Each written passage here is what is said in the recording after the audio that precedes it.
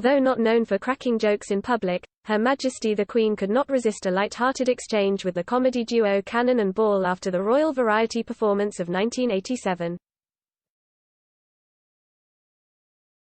The previous week they had been introduced to the Duke of Edinburgh at a charity dinner. "We were told to address him as Your Majesty when we were introduced," recalled Bobby Ball. "But I said, 'How are you, Cocker? All right.' When we were lined up to shake hands with the Queen after the command performance, she came to me and said, 'Hello, Cocker, how are you?' It was great."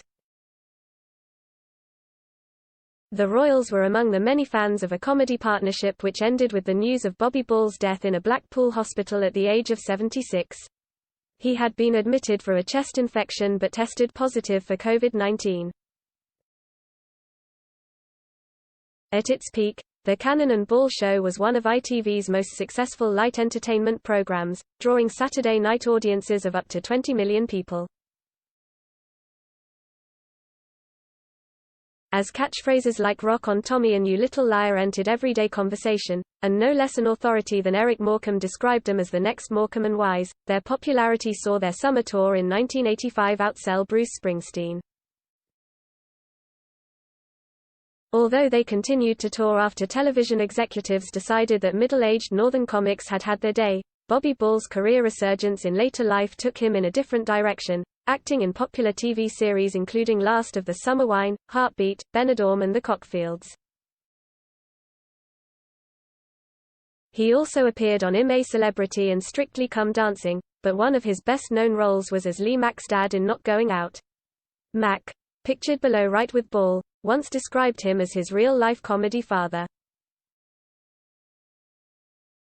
"The first thing I can remember as a sort of performance was doing Bobby Ball impressions in the playground at school," he said. "He has a magical sense for comedy that nobody has been able to replicate. That gift was key to an act following in the traditions of Laurel and Hardy, with Tommy as the straight man exasperated by his silly sidekick Bobby. A typical sketch went like this. Tommy, tell them what you did last week when you went to British Home Stores to buy a house. Bobby, to the audience, yes, well, he sent me to Homebase for the foundations. Tommy, what else did you do? Went to the Greyhound track and bet on the rabbit. Bobby, it won, didn't it? Such exchanges belied a very real friendship between the two men who were both from Oldham and had mothers who worked in the local cotton mills.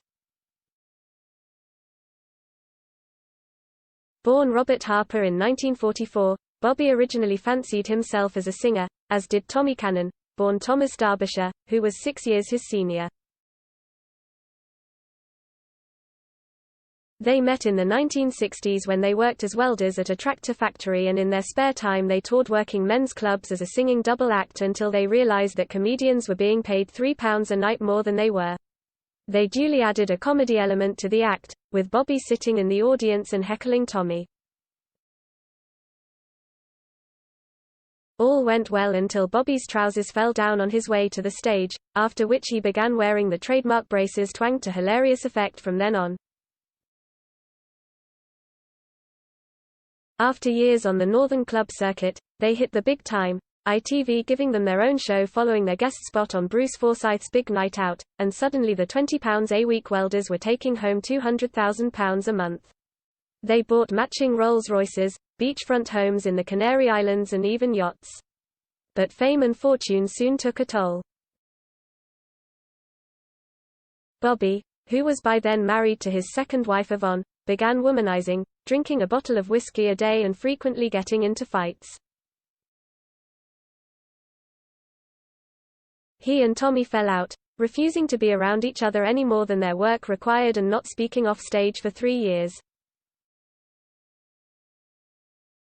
A turning point came in 1986 when they were appearing together in pantomime in Bradford. There, Bobby's conversations with the Alhambra Theatre's chaplain saw him turn to Christ, and he made amends with Tommy, who followed suit and became a Christian 7 years later. Later they would interpose their comedy tours with gospel shows and together wrote one of the unlikeliest publications of the 1990s, Christianity for Beginners, Faith, God and All That, by Cannon and Ball. Their shared beliefs helped cement a bond which endured long beyond the height of their fame. Yesterday, Tommy Cannon, 82, said that he was devastated to have lost my partner, my best friend. He also described Ball as the funniest man I know, a sentiment which will be echoed by his many millions of fans, including, no doubt, those royal cockers known more formally as Prince Philip and the Queen.